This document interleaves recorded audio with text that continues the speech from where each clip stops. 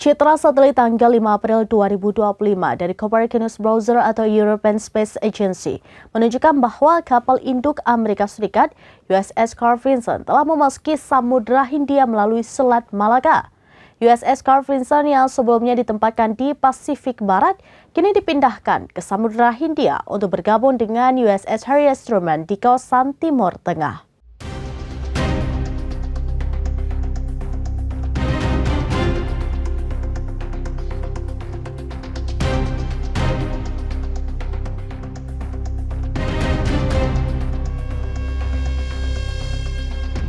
USS Carl Vinson yang sebelumnya ditempatkan di Pasifik Barat kini dipindahkan ke Samudra Hindia untuk bergabung dengan USS Harry S. Truman di kawasan Timur Tengah.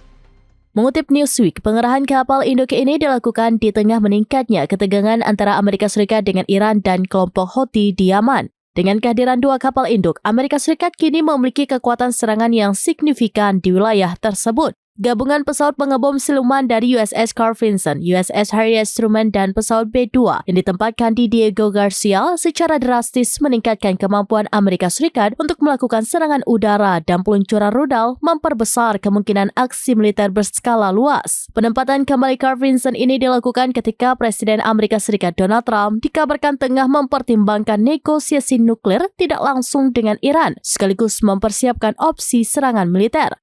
Pemimpin tertinggi Iran, Ayatollah Ali Khamenei, baru-baru ini memperingatkan bahwa Iran akan memberikan serangan balasan yang kuat terhadap setiap tindakan agresi dari Amerika Serikat.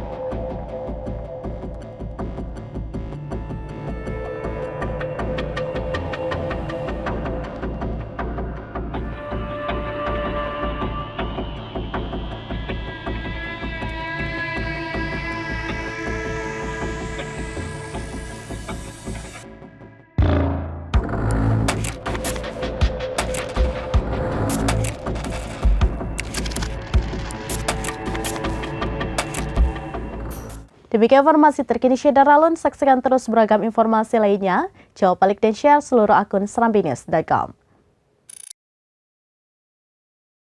Download Tribun X sekarang, menghadirkan lokal menjadi Indonesia.